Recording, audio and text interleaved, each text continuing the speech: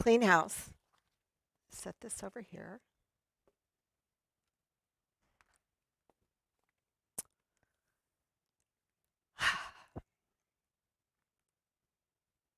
What I want to share with you today is the topic breaking your glass ceiling. And I was realizing this morning as I was getting ready that the minute ways that we are having experiences that break the glass ceiling of our own consciousness. Because I was feeling emotionally, well, feelings are at the level of emotion. That's kind of redundant.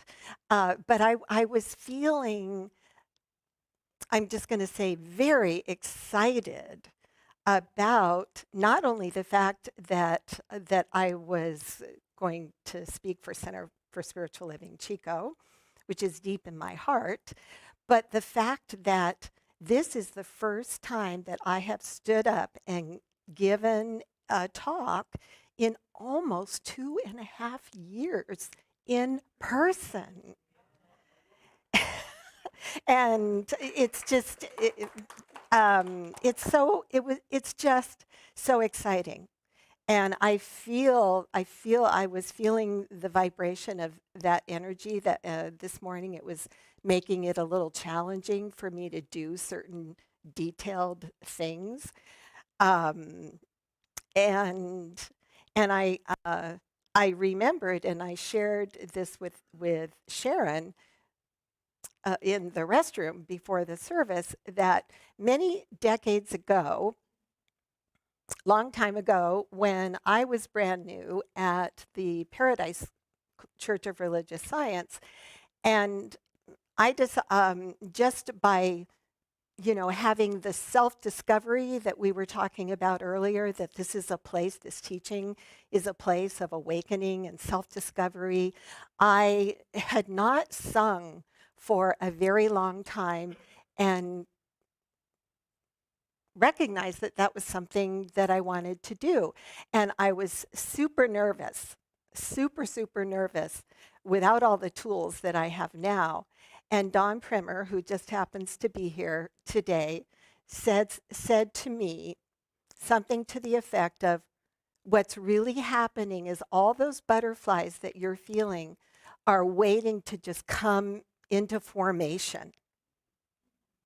So, I trusted, I just kept trusting. It didn't make all of the energy go away, but it did allow me to feel my feet on the floor, to know that I was here, and to just kind of flow with it. Yes, absolutely. Back then, you mean. Everything was shaking. So I'm like, wow, there's a glass ceiling that is breaking right now. Even though I've done this before, had I never done it, well, that's a whole nother level of the glass ceiling. So we know that a glass ceiling, which is the upper, well, let me back up a sec. The first time I became aware of the term glass ceiling was in the professional realm, and also the realm of women's issues, equal pay, various collective consciousness being imposed upon minorities and any other non-dominant group. And that was in the 70s. And then in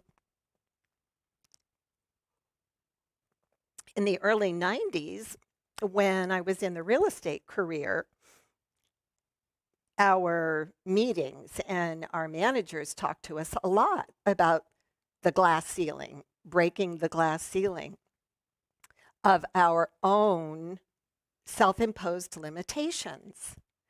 And so, the idea was whatever you believe is possible for you to earn within a year, is the top level of what you will earn.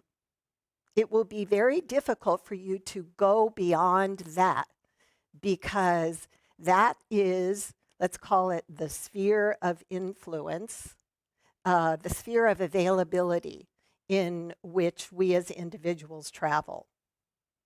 Now, we know, because of this teaching, I know that in truth, in spirit, that there's no limitation, that there really is no boundary. And so, one of the ways at that time that I was able to look outside of this boundary was to say, well, I made, I'm just going to throw out figures. And I made $10,000 this year, but I see other people that are doing the same thing that I'm doing, and they might be earning 3, 10 times more than I'm making. So I know it's possible. I know that they don't have any more time in the day to do what they're doing. What's the difference?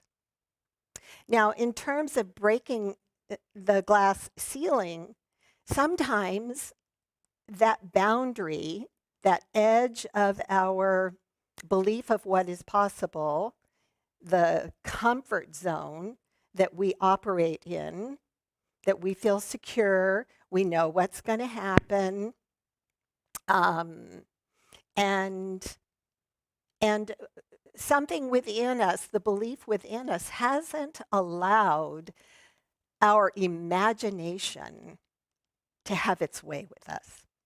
But lo and behold, spirit is um, always evolving. Therefore, I am always evolving. And I love that term, emergent evolution. So something comes up within me, and I'm like, well, maybe, but it's outside of my comfort zone. It's outside of the everyday experience that I have. And sometimes it cracks really slowly. Back then, for me, it cracked, dissolved very, very slowly, expanded. In a way, I like that better. But it dissolved and it expanded. So I had more room to express. Express. You know what that means? It means I had more room to give. To give of myself. To be in the realm of possibilities. To know that what I was doing each day for my prospective clients or my clients was a valuable service. And that when I looked at them, I saw the face of God. I was there for them.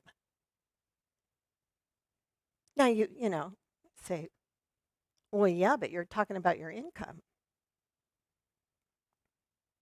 So by that time, I was studying the science of mind. And I began to realize, oh, this is not really about getting. Getting happens, but it's about giving. And when we give like that, when the unique part of ourselves that is showing up and expressing, it goes out and it returns to us in the right and perfect ways. And if money is what we need, that's the way it shows up. Now, sometimes if you're having a mystical experience, that boundary can be shattered immediately. And when you read Emerson and Walt Whitman and Thoreau, they speak to this so beautifully, that walking over a bridge and all of a sudden knowing from every single part of their being that they were connected, that they had no separation from anything. And it wasn't something that they had to figure out. It just happened. It was a spark of the divine. It was a realization within them, a greater realization, and that limitation shatters immediately. Now, when they write about this, we know that they don't always stay in that place in consciousness. But I want to tell you something that you've probably already experienced, and if you haven't, know this. When you have a new experience that affects every single part of your being, you can never go backwards. Once you've experienced it, you know it, because it was your experience. Because spirit, in its wholeness, individualized as you, expressed itself. And whatever limitation or boundaries or blocks or false beliefs that were in the way, you were open and receptive and willing to not believe in those, to believe in something greater about yourself.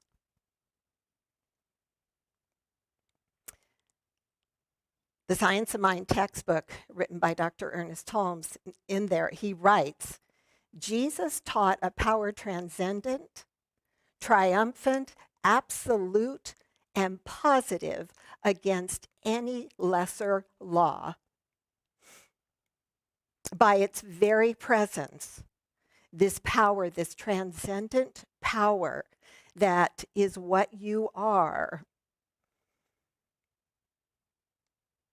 inside and everywhere present, begins to reflect Christ consciousness, the light of God within you. Now, yeah, we're not always experiencing that. Maybe we might even say that a lot of times we're not experiencing that. Or how about, well, the thing is that I still find within myself this place where I believe, yeah, I believe in God, I believe in this higher power. There's all kinds of science that tells me it's real.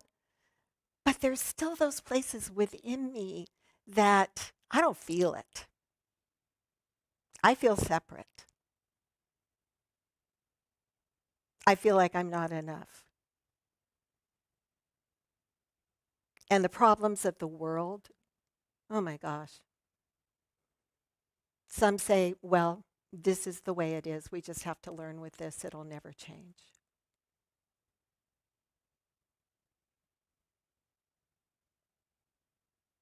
Do you believe that? I don't believe that. And so the call, and this is what is so challenging, the call is just to be more of who you really are.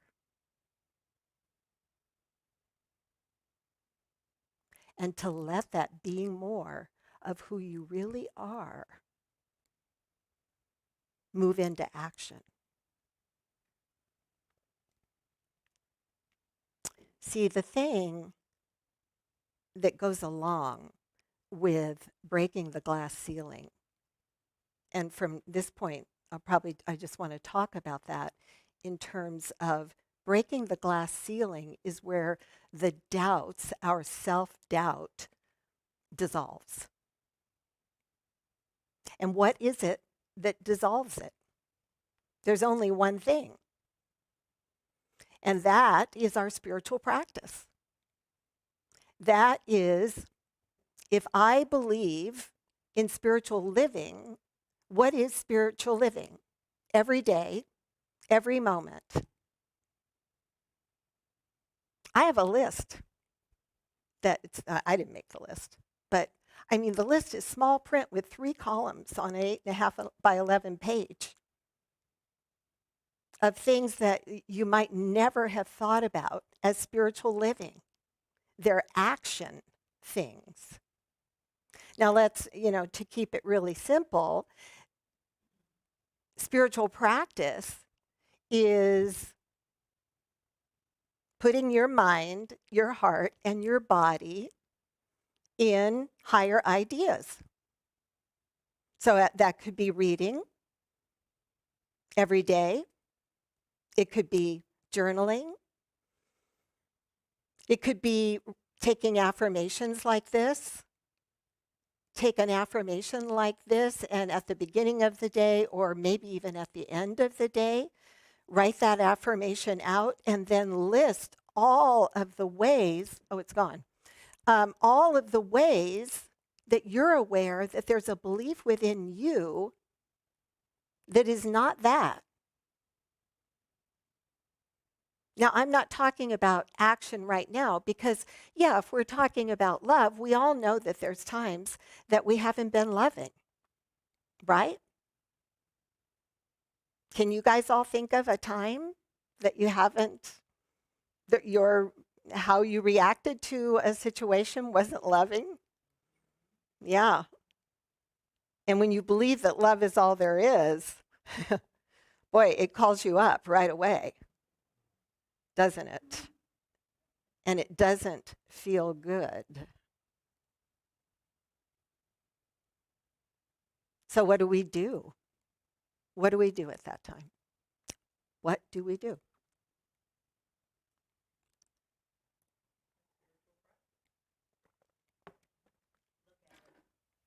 And that leads me to another part of what spiritual practice is.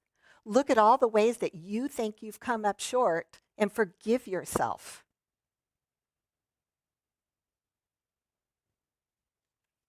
Do you think God holds anything against you? No. There's nothing to forgive. God is not forgiveness because in God, in this universal, infinite self-love, nothing is even held against. But a lot of humanity goes through life pressing regret and fear down. It's very uncomfortable. Now, I am not talking about spiritual whitewash. Oh, it's all good. It's all God. Well, yeah, that was God expressing at the level, it was expressing as my individual consciousness and choice in that moment. My reaction, and to be aware of my reaction, and to ask myself some poignant questions about my reaction, is a part of spiritual living. And how I feel, any regret that I might feel about something that I've done, or a pattern within me that fire, over and over again, places that I feel like I'm a victim.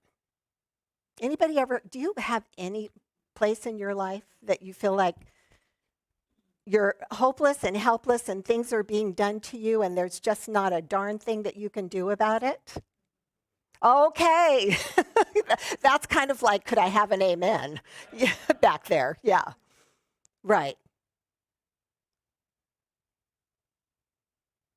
We've got to be real, like the Velveteen Rabbit.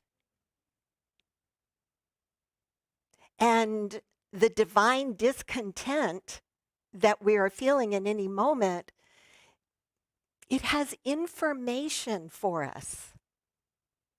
Our feelings, good, bad, and indifferent, when we are embracing every part of ourself and our emotions, see, it's the judging of them that is the issue.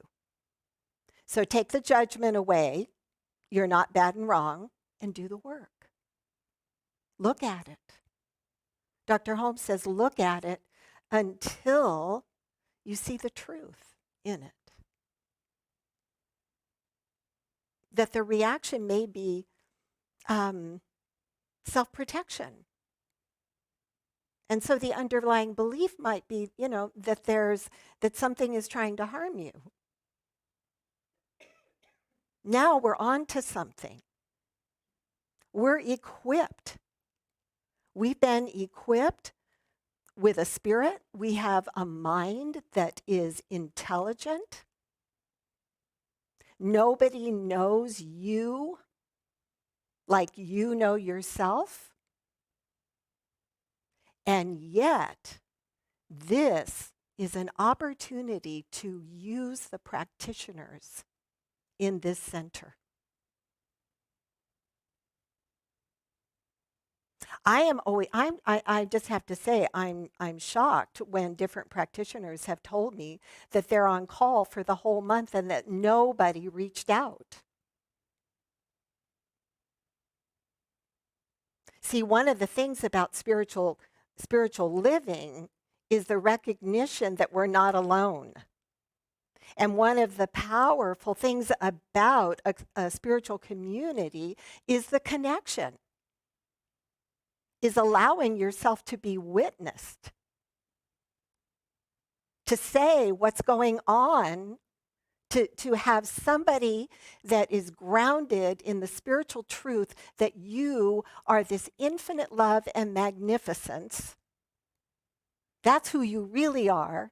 No matter what choices you may have made or things that you're experiencing, that's who you are. And yet they can hear you. See, there is a lot of wisdom in confession. Confession frees us, especially when it's done in the realm, in the consciousness, in the setting of being with a practitioner that knows the truth about you, that isn't judging you, that can even say some words of affirmation about you, for you. It's called spiritual mind treatment.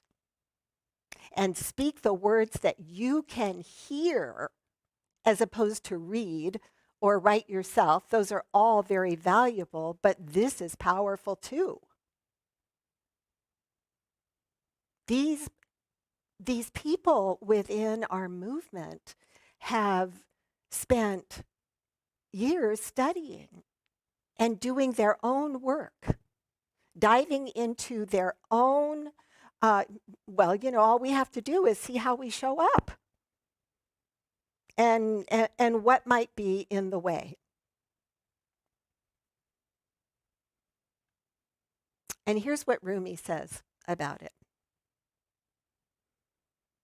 Our task is not to seek for love, but merely to seek and find all the barriers within ourselves that we have built against that love.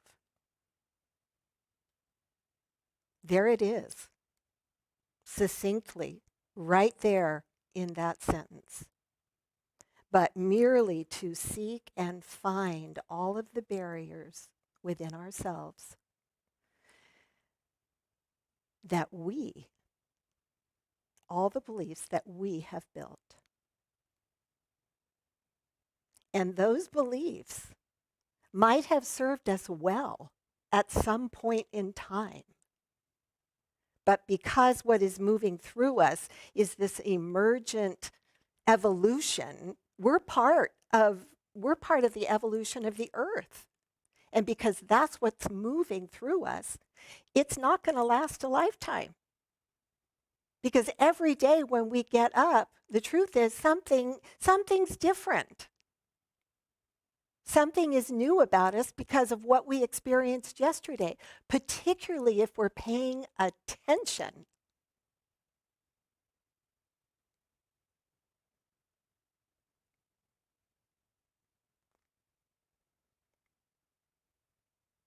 And an author that wrote the book, The Gentle Art of Blessing, says this: there are no neutral thoughts.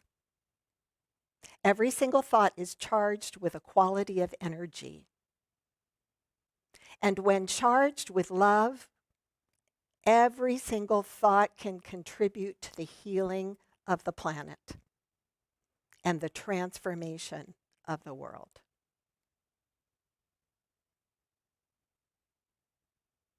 I don't know about you guys, but that's something I have to remind myself frequently.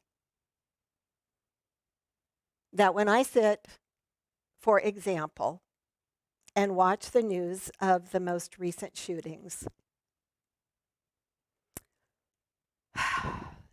and feel the pain and the sadness and whatever other emotions, anger, might come up, that the most powerful thing that I can do after recognizing it is to go to prayer. Not to whitewash, but for me, the prayer is for me to shift my false beliefs, to know that the more loving and the more powerful, the more prosperity I have, the greater my health, the better my relationships, that all of that is a part of the solution. And so my prayer is to recognize that this power, this eternal life that is within me is within all of those people as well. And that at some level, the love, the universal love that there is, this, what he says, there are no neutral thoughts. Every thought is charged with the quality of an energy. That the sadness is still there, but it begins to shift and not be morbid. Not be from the place of nothing can change. I can't change. And then to bring it down to the self. What is it in me? What is it in me that wants to express? What is mine to do? What is mine to do? And that doing comes from the quality of being. Lastly, it will ask these ideas, this spiritual truth, will ask each and every one of us to be risk takers, to step out of our comfort zone, to recognize. See, I used to think that the doing came first. When you do, you have. And then, because of what I have, that's my sense of self. Okay, I made a sale today. Look how good I am. Yep, now I'm good. And I will never forget the day that I walked into class, second year studying the science of mind. And I was the first one there. And what was written on the board was be, do, and have. So taking a risk begins in consciousness. It means breaking the glass ceiling, dissolving the doubts, because there is something that's wanting to happen and express itself, something new, whether it's in your health or in your relationships or in your finances What's the other thing? Yes, your creativity. Because guess what? You are creative. As a matter of fact, that's all that you are is creative. And creative is not just a performance, and it's not just doing, it's being.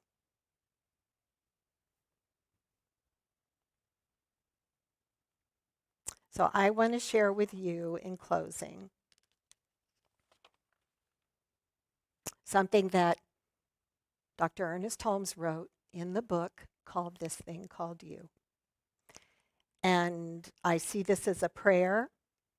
And if you'd like to close your eyes and really, whatever way works for you to make this very personal, everything that I am speaking is about you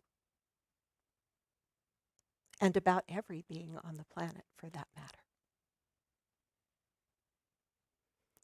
You belong to the universe in which you live. You are one with the creative genius back of the vast array of ceaseless motion, this original flow of life. You are as much a part of it as the sun, the earth, and the air. There is something in you telling you this, like a voice echoing from some mountaintop of inward vision, like a light whose origin no man has ever seen, like an impulse welling up from an invisible source. You belong to the creative universe, and you are genius. And so it is.